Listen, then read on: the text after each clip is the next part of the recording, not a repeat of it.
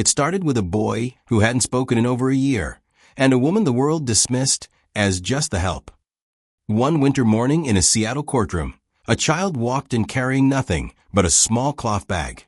From it, he pulled a bottle of bubbles and a single piece of paper, scrawled with 2 words, "Bubble stay." What happened next silenced every voice in the room and changed the meaning of family for everyone who was there.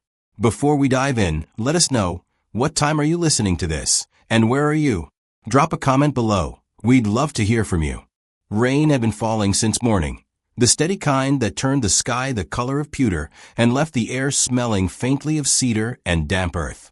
In the far corner of the garden, a small figure sat hunched on a worn wooden bench, his knees drawn up, hands clutching a chipped blue toy car.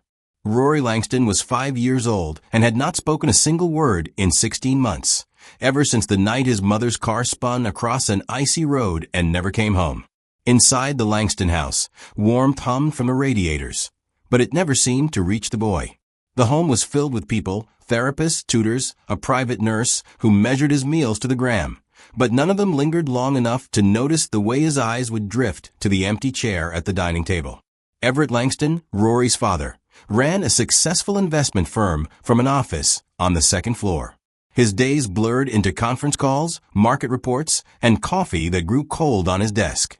He loved his son fiercely, but love didn't translate into knowing how to reach him. For Everett, solutions came in the form of invoices and credentials. If the problem was severe, you hired the best. Odessa Rain arrived on a Thursday afternoon.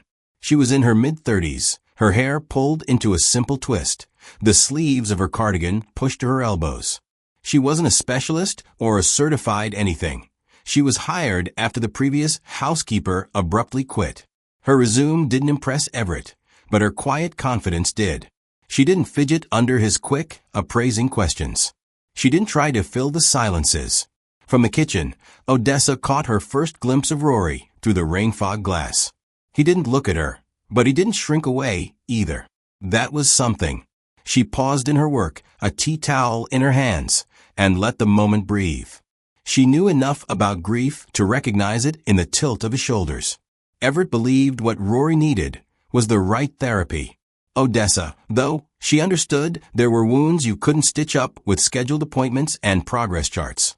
Sometimes, the only thing you could offer was presence. Later that afternoon, she passed through the hallway that led to the garden door. Rory's eyes flicked toward her just for a second. No words, no smile, just that brief connection, like a single light switching on in a dark room. And for reasons she couldn't explain, she knew she'd remember it. The morning light was thin and pale, the kind that never quite warms a Seattle morning in early fall.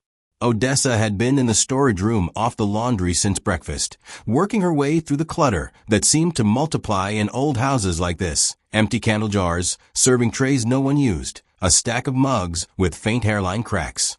On the bottom shelf, shoved behind a dusty watering can, her hand closed around something small and plastic. She pulled it free and turned it over in her palm. A bubble bottle, still half full, the wand rattling faintly inside. It had been years since she'd held one, but the shape was familiar in a way that made her pause. She remembered her aunt's back porch in Mississippi, the sticky heat of July, and how she used to blow bubbles until her cheeks ached. Back then, it felt like magic to make something so delicate float away. Outside, the grass glistened with last night's rain. The maple tree near the garden wall had just begun to turn, its leaves catching weak sunlight in shades of copper and gold. Rory was out there, sitting low on the stone edging, his small fingers rolling a blue toy car back and forth. He kept his gaze fixed on the ground, shoulders drawn in as if bracing against a wind that wasn't there. Odessa stepped onto the porch. The air had that clean bite of early autumn, a faint scent of wet earth rising from the lawn. She twisted the cap off the bottle, dipped the wand, and lifted it to her lips. One slow breath sent a single bubble drifting into the light. It floated through the frame of the porch door, its skin shifting from green to violet to a soft blush before it bobbed toward the boy. Rory's head lifted, his eyes following the shimmer. And then he looked at her. It wasn't a long look. No sudden smile, no words. But it was direct, and it held for the space of a breath before he let his gaze return to the bubble as it popped soundlessly in the air between them. Odessa didn't fill the quiet. She simply lowered herself to the step, her knees drawn close, and blew another. Then another. The air filled with fragile orbs, some catching the light until they looked like bits of colored glass, others bursting the moment they left the wand. From the office upstairs, Everett had been reviewing numbers on his laptop when movement on the security feed caught his eye. He leaned back in his chair, the cursor blinking on a half-finished email. On screen, his son sat still, watching this new housekeeper with an attention he hadn't shown anyone in months. Everett felt something shift, a small, unsteady loosening in his chest. But just as quickly, he straightened and turned back to his work. By mid-morning, the kitchen hummed with its usual order. A therapist came in to refill her tea, glancing out toward the garden with a faint crease in her brow. Later, the house manager passed through the hall, muttering something about proper procedure and approved interactions. The words weren't said to Odessa, but she didn't need them to know she was already under a quiet kind of scrutiny. She ignored it. That afternoon, she came into the kitchen to find Rory at the table, a sheet of white paper in front of him. The toy car sat beside his elbow, forgotten. He didn't look up when she pulled out a chair, but after a moment, he pushed the paper toward her. It was a circle, filled in with heavy, uneven strokes of green and blue crayon. The lines weren't neat. Some spilled past the edges as though the color had refused to stay put. "What's this?" she asked softly. Rory didn't speak. He reached for a pencil lying near the crayons, his small hand wrapping around it with care. Slowly, almost cautiously, he began to write beneath the drawing.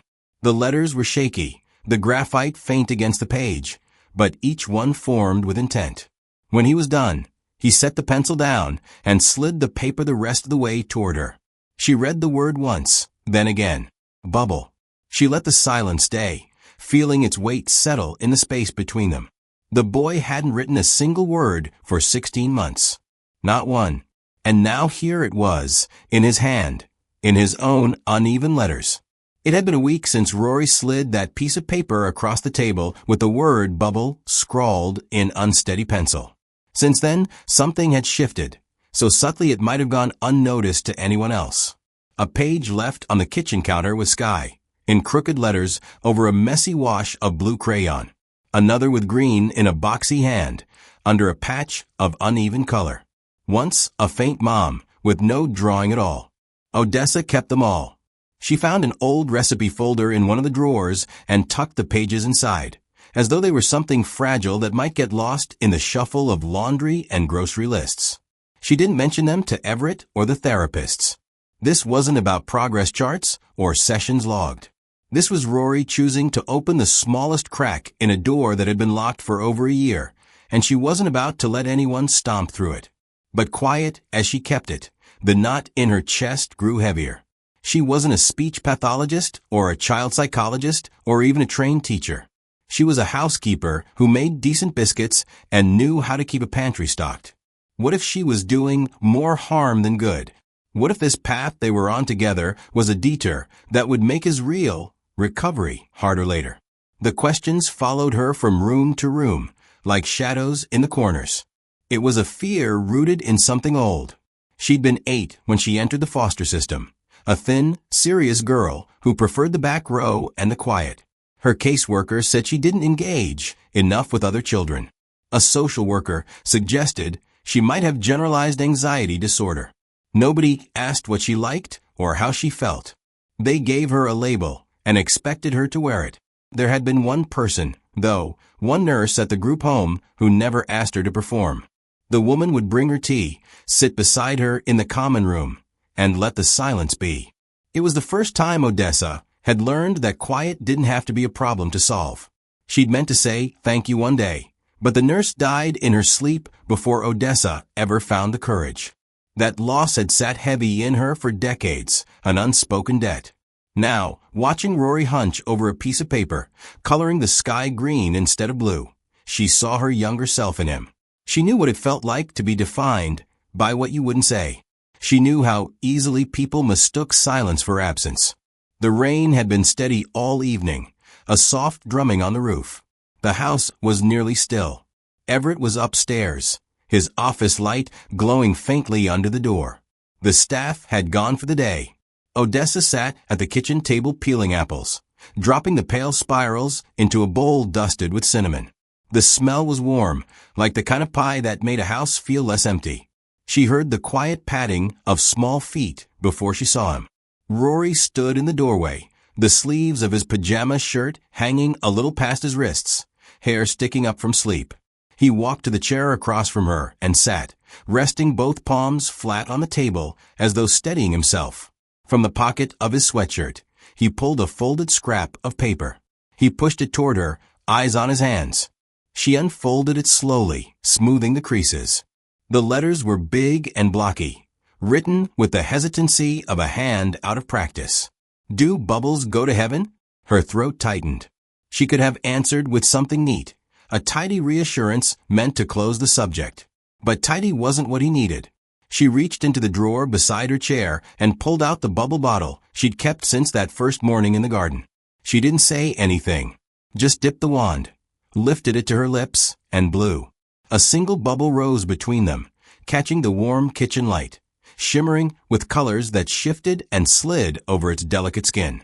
It drifted up toward the ceiling, hovered for a heartbeat, and popped, leaving nothing behind but a faint coolness in the air. Maybe, she said quietly, they're already there. Rory's eyes stayed fixed on the space where it had been. And for that moment, with the rain tapping the windows and the smell of apples between them, the silence felt whole. It wasn't a void to be filled, but a place they both belonged to, where nothing had to be explained, and nothing had to be fixed. The knock on the front door carried a weight all its own, measured, firm, and with the sort of pause that made the brass knocker echo just a fraction too long. The house manager hurried to answer, and when the door swung open, Agatha Colbrand stepped inside. She was wrapped in a camel-colored cashmere coat, her silver hair swept neatly away from her face. Her posture was impeccable, her gaze sharp and assessing, the way of someone used to commanding a room before she even spoke. It had been months since she'd last been in the Langston home. She scanned the foyer with an appraising eye, looking for her grandson. Rory appeared from the hallway, smaller than she remembered, though his face was more defined. He stopped short when he saw her. There was no smile, no sudden rush forward, no arms thrown around her waist. He gave a brief glance in her direction before pivoting toward the glass doors that opened onto the back garden. Agatha's jaw tightened. "Rory," she called, her voice even almost formal. But the boy was already walking away, his steps quickening toward something or someone outside. That's when Odessa Rain stepped into view. She was crossing the stone path, a folded blanket in her hands. The moment Rory saw her, his walk turned into a run. He reached her, slipped his hand into hers without hesitation, and looked up with a quiet familiarity that made Agatha's chest go tight. It was not just that the boy ignored her. It was the unshakable sense that he had replaced her. When Everett came down a few minutes later, Agatha was already waiting in the formal sitting room, standing by the mantel as though she owned it. "We need to talk," she said as soon as he entered. "About boundaries. About roles in this household." Everett pressed his lips together, sensing the conversation was going to be less about the boy and more about control. Later that afternoon, Agatha requested a private word with Odessa. The house manager delivered the message, and Odessa arrived with a neutral expression, her hands folded loosely in front of her. "I'll be direct," Agatha began, adjusting the cuff of her coat. "Women like you can have a place in a home. You can keep it clean, you can manage the details. But you do not raise the children. Do not mistake kindness for a claim to the family. You are not his mother." Odessa didn't flinch. She held Agatha's gaze, her silence steady, not the kind that backed down, but the kind that refused to be defined by someone else's terms. There was no anger in her eyes, but there was a weight there, as though she'd heard these words before in one form or another and learned to let them pass without permission to wound her. Agatha, for all her composure, shifted her stance, perhaps surprised she hadn't rattled the other woman. "Do we understand each other?" she asked finally. "We understand each other," Odessa said quietly, and left it at that. What Agatha didn't know was that Odessa's connection to Rory wasn't about ambition or overstepping. It came from somewhere much older and more personal, a recognition of a child who carried the same kind of quiet she once had. That night, long after Agatha had gone, Everett found himself sitting at his desk, staring at the glow of the computer monitor. He opened the security feed and began scrolling back through the day's footage. He wasn't sure what he was looking for until he found it, a moment that made his hand hover over the pause button. Everett leaned back, unsettled. There was no way to know what she had said or to whom, but it was clear that she was here with more than just a job in mind. And he realized that the boy wasn't the only one in this house with something unspoken locked deep inside. The morning Dr. Carradine arrived, the Langston house felt colder than usual, not because of the weather, but because of the way the air seemed to tighten around the people inside. Everett had invited him in with the kind of handshake that was more formality than welcome. Agatha stood just behind Everett, her presence radiating authority. Dr. Carradine was the kind of man who carried his resume in his posture. He wasted no time on pleasantries. "Let's begin," he said, voice flat, as though the outcome was already written. He didn't crouch down to meet Rory's eyes or introduce himself. Instead, he slid a stack of laminated flashcards from his briefcase, laying them on the table in precise order. Rory sat in the sunroom, knees pulled in, hands gripping a crayon. Odessa was across the room, dusting a bookshelf slowly, quietly. "This is a ball," Carradine said, holding up the first card. "Say ball." Rory's gaze flickered toward Odessa, then back to the crayon in his hand. He said nothing. Card after card passed. Cat, tree, house. Carradine made notes without looking at the boy. Minimal eye contact. Delayed response.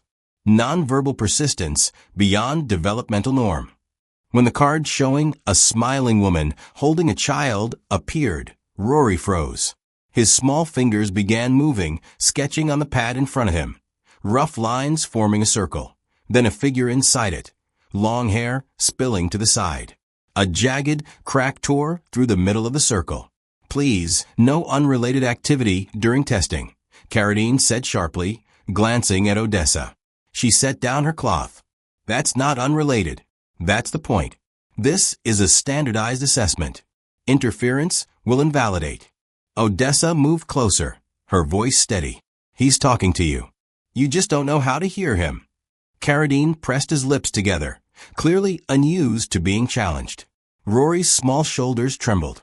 Odessa crouched beside him, close enough to be a presence, but not touching unless invited. "It's all right, kiddo," she whispered. The crayon slipped from Rory's grasp. He slid the paper toward her and kept his head down. Odessa's eyes caught the broken bubble and the woman inside. She didn't need him to explain. From the doorway, Agatha's voice cut through the air like the snap of a flag in the wind. "That's enough." That evening, Agatha confronted Everett in his office. Her tone was cool, precise. "She's undermining real treatment. You've allowed her to insert herself where professionals should be." "She's connecting with him," Everett said quietly. "She's confusing him," Agatha shot back. "And if you think I'll stand by while my grandson's future is gambled on sentiment, you're wrong. Let her go, or I'll involve my attorney. I can and will pursue guardianship if I see more of this manipulation." The word hung in the air like smoke. Everett turned his chair toward the window, watching the late afternoon rain streak the glass. For the first time, the certainty he'd always carried about doing the right thing felt paper thin. He had brought in the best specialists, paid for every program, every therapy. Still, Rory was locked away behind a wall only Odessa seemed able to approach. He thought about that small hand in hers, the way Rory leaned toward her without hesitation. It wasn't a bond Everett had built, and that fact ached more than he wanted to admit. Later that night, Everett paused in Rory's doorway. The boy was asleep, his small form curled beneath the quilt. Under his pillow, Everett noticed the edge of the drawing from earlier. He slid it out gently, his eyes tracing the bubble, the crack, the figure inside. He didn't need Carradine's evaluation to tell him what it meant. The decision ahead of him wasn't just about employment. It was about trust, whether to protect the only connection Rory seemed to have left, or to preserve a fragile peace with a woman who could take his son away in a single legal motion. Everett told himself it wasn't permanent, just a short break to calm the storm. But the moment the words left his mouth that morning in the kitchen, they felt like a lie. A few weeks off, Odessa. Until things settle down, he said, his voice low, his hands buried deep in his pockets, as if holding on to his resolve would make it more real. Odessa's face didn't twist with anger or surprise or even disappointment. She simply nodded once, as though she had already prepared herself for this moment. "I understand," she said. Her tone was steady, but there was something behind her eyes that Everett couldn't quite name. She didn't argue. She didn't plead her case. Instead, she finished wiping down the counter, tucking the rag into the drawer with careful precision. Then she crossed the kitchen to the pantry, straightened a box of tea bags, and closed the door softly. Everything she did felt final, like she was making sure the place was in order for the next person. Rory stood on the stairs, his small fingers curled around the banister. Barefoot, pajamas rumpled, he didn't speak a word. His gaze followed her every move, but he didn't run to her. He didn't wave goodbye. He just watched. When Odessa picked up her coat, worn soft at the cuffs, the fabric holding the faint scent of laundry soap, she hesitated for a fraction of a second. Through the reflection in the hallway mirror, she caught Rory's eyes. Then she turned away and stepped through the back door. That night, Rory sat at the desk in his room, the soft yellow light from his lamp pooling over the page. He took a gray crayon and drew a square house. No windows, no doors, no people, just walls. At the base of the house, he drew one single bubble split open. Over the next several days, the house seemed quieter, and not in a peaceful way. Rory stopped writing new words. The notebook Odessa had once called his treasure box stayed shut. His therapy sessions came and went, the questions from professionals meeting the same blank silence. The tutor read about explorers braving storms and wild seas, but Rory's eyes stayed fixed on a frayed corner of the rug. The garden went untouched. The wooden bench by the cedar trees collected rainwater. And at the dinner table, he barely touched his food. Everett watched plates leave the dining room with most of the meal still on them, an unease settling deeper in his chest each night. One evening, the house was so still that Everett could hear the rain ticking against the window panes. He found himself in his study, eyes fixed on the security monitor. Rows of black and white squares filled the screen. For months, he had used them to keep things under control. This time, he was looking for something else, something he feared he had missed. He scrolled back to a recording from late autumn. On the screen, the yard was slick with rain, the cedar branches swaying.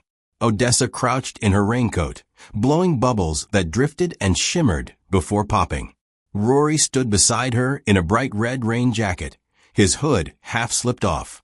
He smiled, small, private, but unmistakably real. A gust caught one bubble, sending it high. Rory reached for it, slipped on the wet grass, and landed with a thump. Odessa knelt, brushing damp hair from his forehead, and he leaned into her palm like he'd done it 100 times before. Everett leaned back in his chair, his hands covering his face.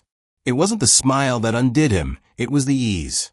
The way his son had looked at her, not with the guarded distance he showed everyone else, but with trust. A trust Everett had never been able to earn.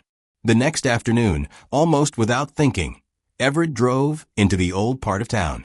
The streets narrowed, lined with maples losing their leaves.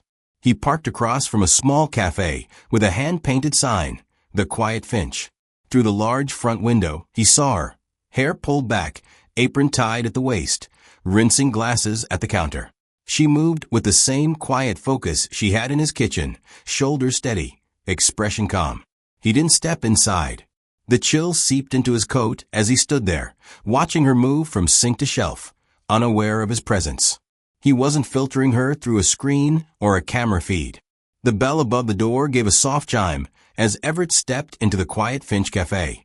The air was thick with the scent of cinnamon and roasted coffee beans, the kind of smell that settles into your clothes and lingers for hours. A ceiling fan hummed lazily above, barely disturbing the golden light filtering in through the tall front windows. He paused just inside, taking it all in. The place felt smaller than he imagined, warm, lived in, and decidedly unpolished compared to the sterile world he was used to. Two elderly women in cardigans sat near the window, sharing a plate of pumpkin bread, while talking in voices meant only for each other. Somewhere in the corner, a young man clicked away at a laptop, his earbuds in. Everett picked the farthest table in the back corner, the one where he could see without being seen too much. He wasn't here for socializing. He wasn't even entirely sure he was here for a conversation. Behind the counter, Odessa moved with an ease that didn't look like performance. She poured coffee into a chipped white mug, passed it to an older man in a baseball cap, and laughed softly at something he said. When she noticed Everett, she didn't rush over. She finished with her customer, wiped her hands on her apron, and made her way toward his table. "You found the place," she said, sliding into the seat across from him without waiting for an invitation. "I did," Everett replied. His voice came out quieter than he intended. He looked down at the cardboard sleeve on his cup, spinning it with his fingers. For a moment, neither of them spoke. The clatter of cups and low hum of conversation filled the space between them. Finally, he asked, "Why does Rory trust you?" She didn't hesitate. Her gaze didn't waver. "Because I don't make him fix himself to earn love." The sentence landed like a stone dropped into still water, silent at first, but rippling outward in ways Everett couldn't quite control. He leaned back slightly, not sure if he was supposed to respond or just absorb it. "That's a big thing to say," he managed. "It's the truth," Odessa replied simply. She leaned forward, resting her elbows on the table. "When I was Rory's age, my mom was taken away in the middle of the night. It was raining hard, so hard the gutters overflowed. Strangers stood in our living room. And just like that, she was gone. They put me in foster care by morning. I stopped talking for months. Nobody ever asked me what I'd seen, what I'd felt. They just wanted to know what was wrong with me." Her voice didn't shake, but Everett could feel the undercurrent of memory in every word. Somewhere in all that, there was a nurse, must have been in her 60s. She didn't test me, didn't lecture me. She sat with me in the garden every afternoon and blew bubbles. Never asked me to talk. Never told me I had to. After 2 weeks, I pointed to one and asked if she had a pink one. That was the first thing I'd said in months. Everett's hands tightened around his coffee cup. "I carry that with me," she said. "Not the pain of it, but the knowing. Sometimes kids don't need someone to fix them. They just need someone who doesn't walk away." He stared down at the table, feeling a slow shift in his chest. This wasn't the kind of thing you could measure with a chart or summarize in a progress report. It wasn't the kind of thing he'd ever thought to look for. "You never told me any of this," he said quietly. "You never asked," Odessa replied, without accusation, just stating a fact. They sat in silence, the kind that didn't demand to be filled. Outside, a bus hissed to a stop at the corner, and the reflection of its red brake lights slid across the cafe's window. Everett thought of the way Rory's eyes followed Odessa, how his son had drawn that one word, bubble, after months of silence. None of it was an accident. None of it fit into the tidy boxes Everett had been using to make sense of his son's world. Everett understood that maybe the reason Rory trusted her wasn't about anything she did, but everything she refused to do, like turning his quiet into a problem to solve. When Everett brought Odessa back into the house, the shift was almost invisible, but it was there, like the faint scent of rain still hanging in the air after a storm. She wasn't here to fold laundry or polish silver. He had made that clear. "You're not the help anymore," he'd said, voice awkward as though the words felt foreign in his mouth. "You're here for Rory, to be whatever it is you've been for him." Her eyes softened, but she didn't thank him. Gratitude didn't fit here. It would have made it sound like he was doing her a favor, when they both knew this was for Rory. By late morning, Rory had appeared in the hallway, half hidden behind the kitchen doorframe. His hair was mussed, socks mismatched, but his eyes were steady. He watched her unpack her old tin box of crayons from her tote and set it on the counter like something precious. No words passed between them. The knowing was enough. That calm didn't last long. Agatha arrived in her usual style, driver in a black sedan, coat the shade of wintercream, her presence swallowing the warmth from the air. She didn't waste time on greetings. "I warned you, Everett," she began, standing in the doorway to his study like a queen surveying conquered ground.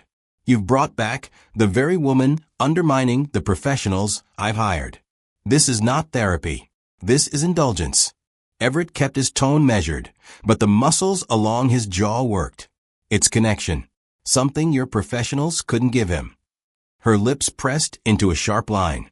"You've lost your perspective, and I will not allow my grandson's development to be compromised." That night, her attorney's letter arrived. Heavy paper, expensive ink, the faint scent of perfume clinging to the envelope. Inside was the formal petition for custody. Words dressed up in legal language, but cold enough to burn. Everett was accused of emotional negligence for relying on an unqualified individual to guide his son's emotional growth. It was all there in black and white. Keep Odessa, risk losing Rory. Everett stared at the pages long after the house had gone quiet. The decision clawed at him from both sides. Protect his son's fragile trust, or protect his legal right to raise him. Either choice carried a loss he didn't know how to bear. By the end of the week, he found himself outside Rory's bedroom door. He knocked once softly before stepping inside. Rory sat cross-legged on the floor, a ring of crayons around him. He didn't look up, just kept moving the green crayon across the page in small, deliberate strokes. "Hey, bud," Everett said quietly. Nothing. Just the whisper of crayon on paper. Then, without looking, Rory slid the page toward him. Everett took it carefully, afraid the moment might shatter. The drawing was simple. A small house with one open window, a single bubble rising toward a pale blue sky. At the bottom, in shaky, uneven letters, were two words. "We stay." For a second, Everett forgot how to breathe. This was Rory's voice, silent, but clearer than any spoken sentence. It wasn't a request. It was a declaration. He looked at his son, who had already gone back to coloring, and knew what he had to do. The next morning, Everett gathered everything he could find. Progress reports from therapists, speech evaluation notes, the security footage from the yard the day Rory had first looked at Odessa. He wasn't collecting evidence to defend himself anymore. He was building a case for what mattered. When he reached the section on the court form labeled Emotional Guardian, his fingers hovered over the keyboard. Then, slowly, he set it aside and picked up a pen. In deliberate, steady handwriting, he wrote, "Odessa Rain. No degrees. No titles. Just the one person Rory had chosen without anyone telling him who to trust." It was risky, maybe reckless. But Everett realized that for all his life, he had built walls to protect himself and the people he loved. Now, he was choosing to stand without them. Because some answers didn't belong on paper. They lived in open windows, drifting bubbles, and the quiet certainty of a child's two small words. By the time Everett walked into Seattle County Family Court, Division B, the rain had been coming down for hours, a steady, cold curtain that blurred the city into shades of slate and silver. Inside, the courtroom felt both too warm and too quiet, the kind of quiet that pressed on the ribs. Rory sat beside him at the respondent's table, his legs dangling from the chair. He wasn't fidgeting, wasn't hiding, just sitting still, his eyes fixed on a point somewhere beyond the judge's bench. Everett knew that look. It was the same one Rory had the day they buried his mother. Present in body, miles away in mind. Agatha was called first. She rose like someone stepping onto a stage she'd memorized, every movement exact. Her pearl earrings caught the light, and when she spoke, her voice was crisp, each word chosen like ammunition. "My grandson," she began, "has been without proper, licensed therapeutic care for far too long. His father, while grieving, has not acted in his best interest. Specialists I provided were dismissed. Structured programs were abandoned. Instead, he has allowed excessive and unsupervised influence from a woman with no clinical qualifications." She didn't look at Odessa when she said it. That was part of the performance. If you ignored someone enough, they disappeared. When the petitioner's attorney called Odessa to the stand, she didn't shrink or bristle. She moved with the calm of someone who understood storms and didn't expect to control them. She was sworn in, folded her hands, and answered without rushing. They asked her to describe her relationship with Rory. She didn't cite hours worked or chores completed. She didn't speak in clinical terms. "Rory's not a case file," she said softly. "He's a boy who's learned that silence can be safer than speaking. My role is to be there when he decides to say something, whether that's in words or not at all." The attorney pressed her on credentials, treatment methods, measurable outcomes. Odessa didn't flinch. "I'm not his therapist," she said. "I'm someone he trusts. And trust is where any healing has to start." Even the court reporters' pen hesitated at that. When Everett's turn came, he stood slowly, fastening his jacket like it might steady him. He hadn't planned to speak beyond confirming facts. But listening to Odessa made it impossible to stay in the narrow lane his lawyer had drawn. "I've done everything the manuals and experts told me to do," he began, his voice low but carrying. "I hired the best people. I followed every recommendation. But my son stayed gone, present but not here." He paused, the words catching in his chest. "The only time I've seen him begin to come back, the only time I've heard him choose to connect, was when someone showed up for him without asking him to be anything other than himself." The judge watched him closely, but Everett wasn't speaking for the court anymore. He was speaking to the truth that had been staring him in the face for months. "I can't quantify that. It doesn't fit into a progress chart. But I've seen it, and I know it matters." From his seat, Rory turned his head slightly, his gaze moving between the two people who had, in different ways, refused to leave him alone in the quiet. He didn't smile. He didn't speak. But his shoulders eased, almost imperceptibly.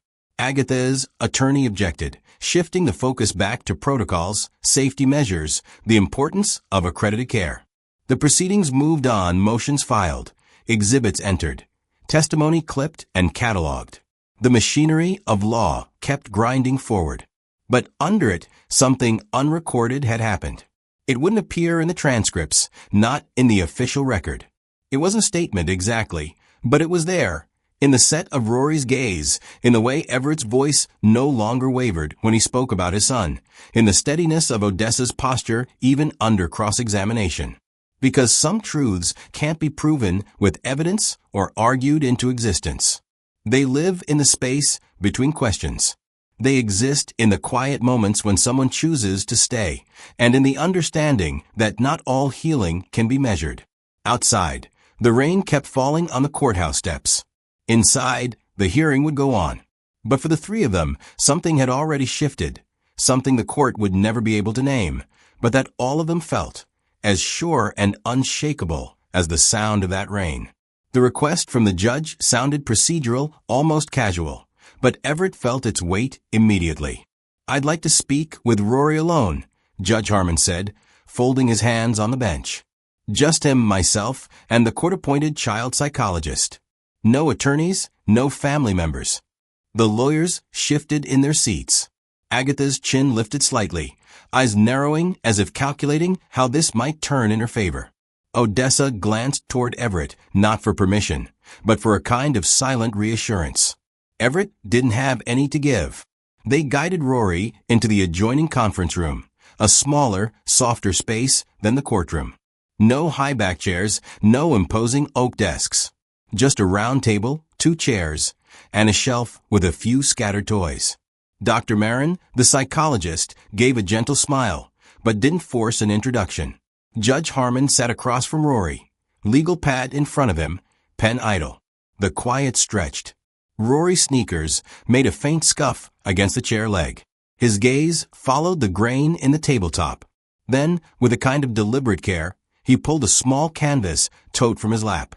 He set it on the table and began removing its contents. First, a small bottle of bubble solution, the plastic wand tucked inside. Then, a folded piece of paper, the edges worn soft from being handled too often. Rory pushed the paper across the table. The judge unfolded it slowly. In uneven, careful letters, it read, "Bubble stay." Judge Harmon looked briefly toward Dr. Marin, who kept her expression neutral but attentive. She didn't speak. And then Rory's voice broke the stillness. Small, unsteady, but audible, after 18 silent months. "Please don't take her away." The words were fragile, as if they might dissolve in the air, but the effect was immediate. Behind the one-way glass, Agatha's hand flew to her mouth. Everett's head dropped into his hands. Odessa stood utterly still, her eyes wet but unblinking. The judge leaned back, letting the moment breathe. "Thank you, Rory," he said softly. "I hear you." He didn't press for more. Sometimes, the first words back didn't need chasing. When they returned to the main courtroom, the air felt different, less like a battleground, more like a place where something irreversible had already happened. Judge Harmon's tone was steady, but the decision carried an unspoken finality. "Based on testimony, evidence, and the direct expression of the minor's wishes," he began, "the court orders the child to remain in the primary custody of his father, Everett Colbrand. Additionally, Ms. Odessa Rain will be recognized in a formal supportive capacity, designated as an emotional co-guardian under the supportive family guardian model." There were murmurs in the gallery. The term was unusual, but its meaning was clear enough. Rory didn't need to be taken from anyone. He needed people who would stay. The gavel came down softly, almost respectfully. Papers rustled, attorneys conferred, but Everett barely registered any of it. His eyes were on Rory, who was busy tucking his bubble bottle back into the tote. In the courthouse hallway, the first snowflakes of the season fell into the cold rain, melting before they could settle. People hurried past, heads bowed against the chill. Rory walked between Everett and Odessa, his small hand brushing hers for just a second before he stopped and dug into his bag again. He pulled out another folded sheet, this one newer, the crayon colors still bright. He handed it to Odessa without a word. It showed a single bubble floating upward into a pale sky. Behind it stood a woman with curly hair, her hand holding a boy's smaller one. Beneath the drawing, in slightly more confident handwriting, were the words, "That's my Mama G." Odessa let out a slow breath, blinking hard. "That's me?" she asked, her voice barely above a whisper. Rory didn't speak. He just nodded once, steady and sure. And Everett, watching them, understood that no matter what the official document said, something permanent had just been written in the quiet space between a boy, a woman, and the promise of staying. The court's decision had been handed down, but it didn't feel like victory. Everett had walked out of the building with papers in his hand, but the real weight was still in his chest. He'd kept custody of Rory, but keeping and knowing how to keep were two different things. The boy was still a closed door, and Everett had no key. On the drive home, the streets of Seattle blurred under a cold winter rain. Rory sat in the back seat, hands folded so tightly his knuckles were pale, eyes locked on the water streaks running down the window. Beside him, Odessa kept her hands in her lap, posture composed but not relaxed. Everett drove in silence, the soft drone of tires on wet asphalt filling the space where conversation might have been. Back at the house, nothing felt settled. Odessa now had an official title, emotional guardian, but a title didn't change how careful she moved in the home. She stepped lightly, as if she were still a guest who might be told she'd overstayed. Everett caught it in the way she paused before entering a room, or the way her eyes flicked to his before sitting down. She belonged here, yet part of her still didn't believe it. Everett noticed. He'd fought for her to be here, but he'd never actually said it out loud, that he wanted her here, that she was part of their family. And if he couldn't even tell her that, how could he expect Rory to believe in any of them? One rainy evening, the three of them sat at the kitchen table. Odessa was ladling tomato soup into bowls, steam curling into the air. Rory leaned over a sheet of paper, crayons scattered around him in a halo of color. Everett sat across, phone in hand, pretending to read messages, but really watching his son's small, focused movements. "I'm finished," Rory murmured, sliding the paper forward. Everett's eyes scanned the drawing. 3 figures at a table. Rory in the middle, leaning slightly toward Odessa, who was drawn with warm curls and a smile. Everett was there too, upright, detailed, but apart, as if his chair was pushed back just an inch. He swallowed, forcing casualness into his tone. "Rory, do you want me in your picture?" Rory didn't speak. Instead, He reached into his folder and handed over another drawing. This one had no people. Just a single bubble floating alone in a pale, empty sky. Everett stared at it longer than he should have. The meaning was clear enough. No people, no one to lose. If you didn't draw anyone, no one could disappear. It was a small boy's way of guarding himself from the pain of another goodbye. Later, Everett found Odessa rinsing dishes, sleeves pushed up, water running over her hands. "He's afraid of losing both of us," Everett said, his voice lower than he intended. She kept her gaze on the sink. "Then we have to show him we're not going anywhere. Not with promises. He's heard too many of those. We show him by staying." Everett thought about that for the rest of the night. He realized how much of the past year he'd spent managing Rory's life instead of sharing it. He had offered routines, therapists, education, but not himself. He had been there in body, absent in presence. Maybe the boy didn't need more plans or experts. Maybe he needed doors left open. The next morning, Everett walked into the living room and saw Rory sitting on the carpet, crayons spread in front of him again. Normally, Everett would have hovered, maybe asked what he was drawing, and then moved on to his coffee. This time, he lowered himself onto the floor, cross-legged, without an agenda.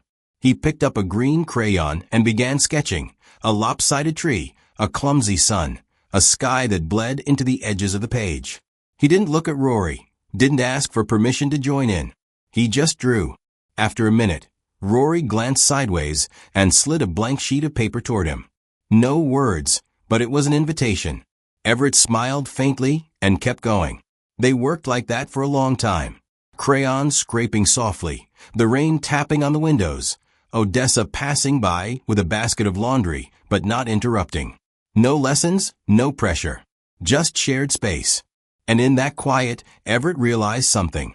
Speaking again, really speaking, wasn't just about words. It was about showing up, day after day, until the silence didn't feel like a wall anymore. Maybe grown-ups had to learn that just as much as kids did. That night, as Rory drifted off to sleep, Everett stayed in the doorway longer than usual. The boy's breathing was slow, his fingers loosely curled around a crayon still in his hand. Everett knew he wasn't in every picture yet, but he felt like he was at least holding a place for himself, somewhere Rory might choose to draw him in. Agatha's visit came without warning. No legal notices this time, no sharp-pressed lawyers waiting in the driveway. Just her in a slate gray coat, standing at the back door like someone who'd been debating whether to knock for a long time. Odessa was in the kitchen, rinsing teacups, when Everett opened the door. "She wants to speak with you," he said quietly. Outside, the garden was in that late winter in between damp soil, bare branches, a few early buds daring to show themselves. Odessa followed Agatha to a stone bench under the maple tree. It was the same spot where Rory used to sit with his coloring books in the summer. Agatha didn't waste time. "I'm not here to fight," she said, smoothing the glove on her right hand. "I came to say something before I lose the nerve." Odessa stayed silent, waiting. Agatha's eyes drifted toward the empty swing at the edge of the yard. "When Everett was 6, my husband died. I was 28. I thought about leaving, selling the house, sending Everett to live with my sister in Oregon. I didn't think I had it in me to keep going." She paused, as if measuring the weight of the next part. "The only reason I stayed was a woman named Cynthia. She was our housekeeper. Black. No college degree. No therapy training. But she knew when to put a cup of tea in my hands and tell me to sit. She knew when to hold Everett without saying a word." Odessa felt a flicker of recognition, though she didn't move. Agatha turned to her, voice lower now. "Maybe I've hated you because you remind me of her. And I never had the courage to be her." The air between them shifted. It wasn't warm, but it wasn't icy either.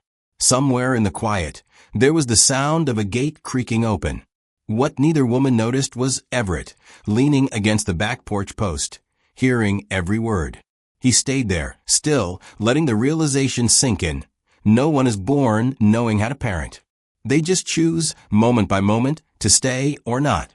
That night, after Rory was asleep, Everett found Odessa in the study. "I've been thinking," he began, leaning on the doorframe. "We spend so much time trying to fix kids on paper. Diagnoses, treatment plans, measurable outcomes. What if we built something different?" Odessa looked up from her book. Different how? A place for kids like Rory. Not a clinic. Not school. Somewhere they can just be, draw, paint, plan things, have someone listen when they're silent. No pressure to get better. Just safety. She closed the book slowly.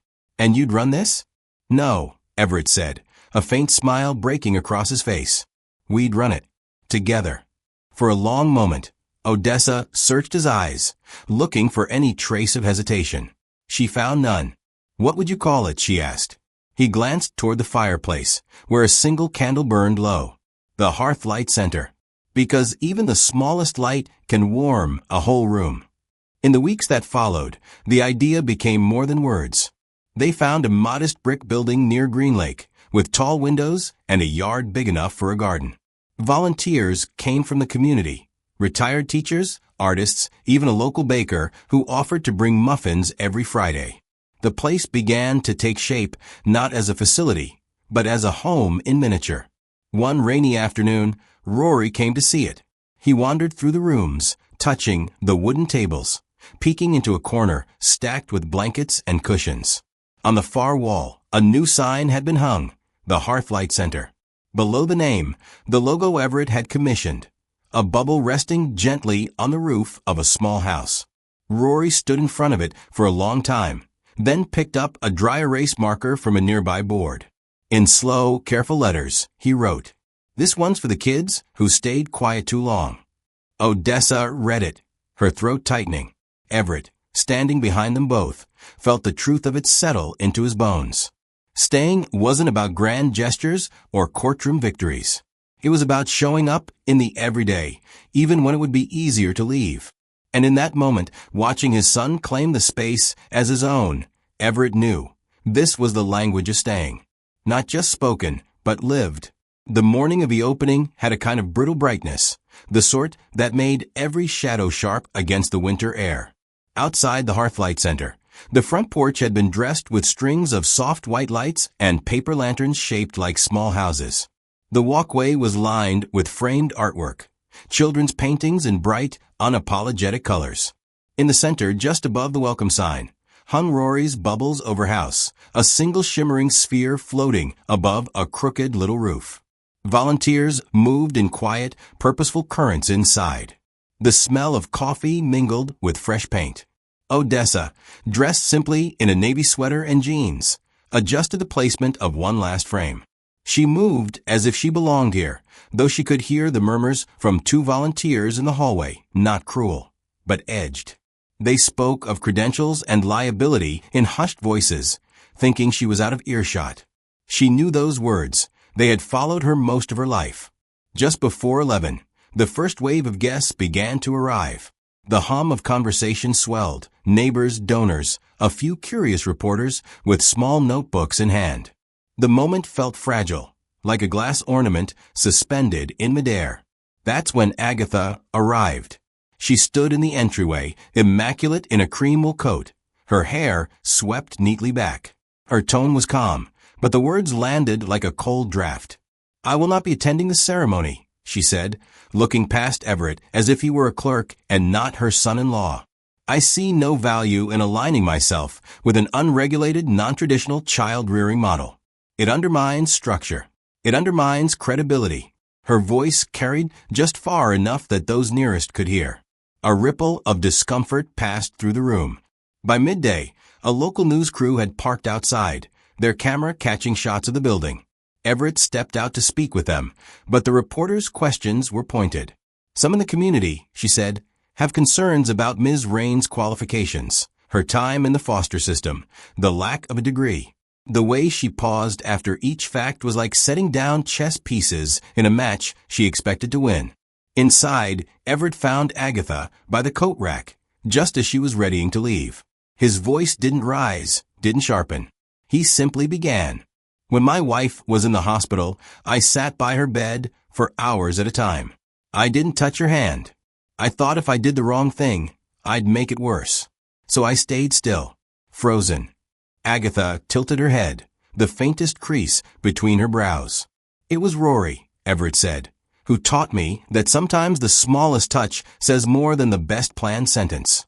And it was Odessa who taught me that silence can be a kind of care. Both of those things changed me. Both of those things, Mother, you never taught me. But I'm grateful I learned them anyway." The coat in her hand stilled. No retort came. From the hallway, Rory appeared, holding something behind his back. He walked straight to Agatha and placed a paper in her hands without a word. It was a drawing. A woman with gray hair, one bubble above her head, and under it, in uneven block letters. "Stay?" The question mark leaned forward, as if it might tip right off the page. Agatha looked at it for a long moment. Her eyes didn't soften, but she didn't hand it back either. She folded the paper gently and slipped it into her coat pocket. When the opening began, she was still there, at the back, standing just out of the circle of chairs. She said nothing, but her eyes followed every movement. Rory leading two smaller kids to the art wall, Odessa crouching to tie a shoelace, Everett greeting a neighbor with an easy smile that hadn't been there a year ago. The ceremony itself was simple. No podium speeches, no ribbon to cut. Just neighbors and friends walking through the rooms, touching the walls, as if trying to feel the warmth already built into them. In a corner, Rory and Odessa sat with a small bottle of bubble solution. He dipped the wand, blew carefully, and watched a single bubble rise toward the ceiling before it burst. The moment it popped, he dipped the wand again. Everett caught Agatha watching them. She stood with her arms folded, chin slightly lowered, her gaze fixed, not on Odessa, not on him, but on Rory. Something unspoken moved across her face. She didn't approach, didn't join in, but she didn't leave either. By the time the last guest had gone, the lights dimmed, and the paper lanterns were taken down. Agatha was still there. She lingered in the doorway as Odessa collected the final stack of paper cups. When she finally stepped outside into the crisp night air, she left without a word. The first day the Hearthlight Center opened its doors to children felt like a gentle tremor, small on the surface, but you could sense the shift beneath. The winter sun poured in through the tall windows, turning dust motes into drifting specks of light. Laughter mingled with hesitant shuffles, the sound of sneakers on polished wood floors. Parents lingered near the entrance, some chatting quietly, others scanning the room like they weren't sure it was safe to leave their children here yet. Odessa moved through the space with the ease of someone who knew where everything belonged, but without the air of ownership, more like a caretaker who'd prepared a place for guests she genuinely wanted to stay. She'd spent months imagining every corner of this building. The no-word zones where communication didn't require speech. The tactile art stations where hands could express what mouths couldn't. A quiet room with soft chairs and blankets, where silence was not a gap but a refuge. And, of course, the bubble station. Midway through the morning, she noticed him. A boy, maybe 7, standing in the far corner like he'd been dropped there and forgotten. His arms were wrapped so tightly across his chest it looked like he was holding himself in place. His eyes didn't dart around, just fixed on a spot near the floor, unmoving. She recognized that stillness. She'd seen it in Rory before the first bubble popped between them. She didn't call out. She didn't crouch down or try to meet his gaze. Instead, she walked to the bubble station, picked up the wand, and blew a single, perfect sphere into the air. It floated slowly toward him, catching the sunlight. His head tilted just slightly, a movement so small it might have been missed. She blew another, then another. He shifted a foot forward. By the time the 5th bubble left the wand, he'd taken 2 steps closer. When one burst right near his face, his lips curved upward, quickly, shyly, like a smile he didn't mean for anyone to see. She didn't point it out. She just let the next bubble drift toward him. Someone nearby must have noticed, because the room felt quieter for a moment. A volunteer's eyes welled up. A local journalist, here to cover the opening, lifted her camera and caught the exchange without a word. That afternoon, after the guests left and the echoes of children's voices faded, Odessa found herself sitting in the staff lounge, staring at the empty bubble wand in her hands. She wondered if what she was doing for Rory, what she'd done for that boy, was too much. Was she filling a space that wasn't hers to take? Was she, in some quiet way, replacing someone Rory had lost? When she finally voiced the thought to Everett later, his answer was slow, deliberate. "No one replaces anyone," he said, leaning against the kitchen counter. "But some people, they can hold the gap long enough for love to find its way back in. That's not taking over, Odessa. That's keeping the light on until it's safe to come home." She didn't say anything right away. His words didn't erase the unease, but they settled into her like warm water soaking into cold hands. That night, Rory padded down the hall in his socks and found her sitting in the dim light of the living room. He stood there for a moment, quiet, before speaking in a whisper that seemed to take effort to push out. "Can I stay in your house sometimes?" She looked up, gently surprised. "Why?" "Because when I'm there," he paused, his fingers curling into the edge of his sweatshirt. "I don't have to try so hard to be okay." Her breath caught, and she reached over to squeeze his hand, not too tight. "You're always okay here," she said. It wasn't a promise about the world. It was a promise about her. Later, when the house was still, Odessa climbed the narrow stairs that led to the roof of the center. She stood under the dark sky, a bottle of bubble solution in her pocket. The city stretched out below, its lights scattered like fallen stars. She dipped the wand, blew softly, and watched the bubbles rise against the wind until they were only glints in the distance. She didn't pray. She didn't make wishes. She just whispered into the night, her breath clouding in the cold air. "This time I will stay, no matter what." By spring, the Hearthlight Center had found its rhythm. The rooms no longer felt like freshly painted spaces waiting for purpose. They were lived in, softened by fingerprints on the walls, streaks of dried paint on tables, and the faint scent of lavender from the quiet room. Children came not only because they were struggling, but because it had become a place where no one demanded they prove they were okay before walking through the door. Some stayed for an hour, others all afternoon. The rule was simple. You didn't have to talk, but you did have to be honest with whatever you brought inside, whether it was joy, boredom, or grief. It was on one of those mild afternoons that Agatha Colbrand returned. No announcement, no sharp words, no air of confrontation. She simply appeared in the doorway of the art room, her coat draped over her arm. Odessa noticed the stiffness in her shoulders, the way her eyes scanned the floor rather than the people. Later, Agatha asked if they could speak privately. They ended up in a sunlit corner of the garden behind the building, where early blossoms pushed through the soil. Her voice was quieter than Odessa had ever heard it. "I've been diagnosed with early-stage cancer," she said, as if reciting a weather report she still didn't believe. "I haven't told anyone else. I don't know how to." Odessa didn't offer platitudes or questions. She simply nodded and let the silence stretch, the way she had with Rory so many times before. And then, to Odessa's surprise, Agatha asked where Rory was. They found him sitting cross-legged on the grass, a bottle of bubble solution beside him. For a while, the three of them sat without speaking. Then Rory picked up the wand, dipped it into the solution, and blew a slow, deliberate bubble toward Agatha. She watched it drift until it burst. "Do they last longer if we blow them slow?" she asked him. "Maybe," Rory said after a beat. "Or maybe we just enjoy them before they pop." Agatha's lips pressed together, but her eyes softened. It wasn't a grand reconciliation, but something in her posture loosened. For the first time, she let the moment be what it was instead of trying to turn it into a lesson. In the weeks that followed, Agatha began visiting more often. She didn't come to instruct or to oversee.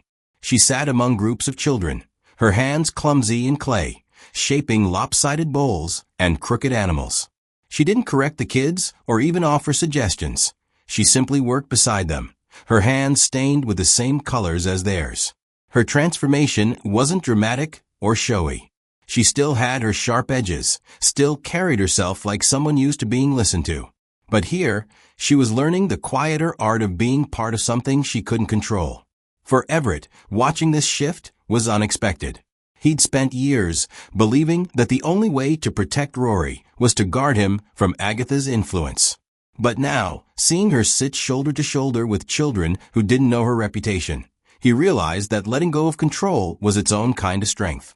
He and Odessa had fallen into a steady rhythm, not the conventional kind where romance was the glue, but a partnership built on shared responsibility and respect. They didn't need to define it for it to matter. Their lives were intertwined by the choice to stay for a boy who needed both of them. One Friday evening, after the last of the kids had left, the three of them, Everett, Odessa, and Rory, stood in the empty bubble station.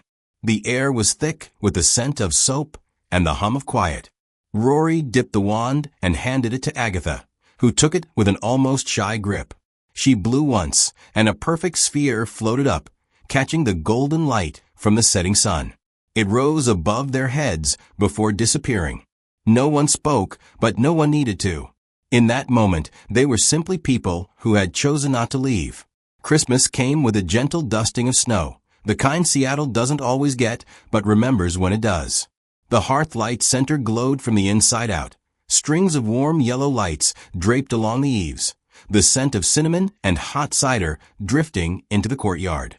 At the heart of it stood a tall pine tree, its branches heavy not with glass ornaments, but with paper snowflakes, watercolor stars, and garlands made of hand-cut paper bubbles. The children had decided that if hearth light had a signature, it wasn't tinsel, it was bubbles. Rory had been one of the first to arrive that morning. He'd helped Odessa tape up a cardboard star painted in shades of gold and blue. His speech had come further than anyone expected.